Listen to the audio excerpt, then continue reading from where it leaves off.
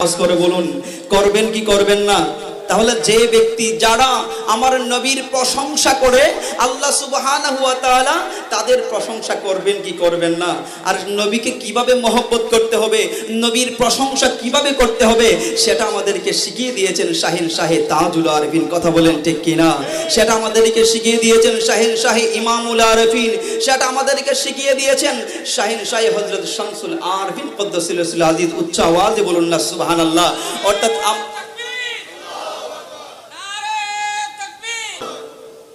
প্রিয় হাজরিন মজলিস, আমার নবীর আজমত, আমার নবীর মহব্বত কেমন ছিল? হযরত শাহিন শাহে শামসুল আরফিন কুদ্দুসিল আজিজের আমি একটা ঘটনা বলি আপনাদেরকে। আপনারা সবাই জানেন যে হযরত শাহিন শাহে শামসুল আরফিন কুদ্দুসিল আজিজ 1963 খ্রিস্টাব্দে উনি হজ করতে গিয়েছিলেন। আশা করি আপনারা অনেকেই জানেন, তারপর আমি আবার বলছি। এই জলওয়ায়ে জাহাঙ্গীর কিতাবের মধ্যে এই ওয়াকিয়াটা এসেছে যে শাহিন শাহে জাহাঙ্গীর, তৃতীয় শাহজাহাঙ্গীর হযরত শামসুল আরফিন কুদ্দুসিল আজিজ 1963 খ্রিস্টাব্দে হজে গিয়েছিলেন।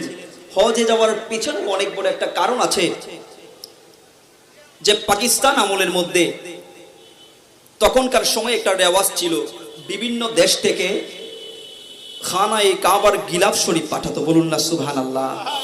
খানায়ে কাবার গিলাফ শরীফ বিভিন্ন দেশের সরকারের উপর বিভিন্ন বছর পড়তো, যে এই বছর এই সরকার দিবে, এই বছর ব্রিটেন দিবে, এই বছর পাকিস্তান দিবে, এই বছর ইরান দিবে, এইরকম ভাবে পড়তো। তো 1963 খ্রিস্টাব্দের মধ্যে এই খানায়ে কাবার মধ্যে গিলাফ শরীফ দেওয়ার জন্য যাদের হাতে বারবার পড়েছিল, পাকিস্তানের হাতে। বলুন না সুবহানাল্লাহ।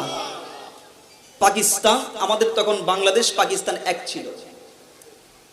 তো পাকিস্তান আমলের মধ্যে যখন সরকারের কাছে আসলো যে এই বছর হজের গিলাফ শরীফ, খানায়ে কাবার গিলাফ শরীফ দিতে হবে পাকিস্তান থেকে, তখন পাকিস্তান সরকার পেরেশান হয়ে গেলেন।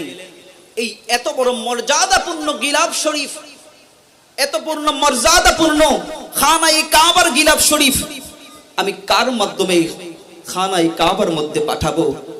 উনি চিন্তায় ভাবনায় পড়ে গেলেন যে কার মাধ্যমে পাঠাবো।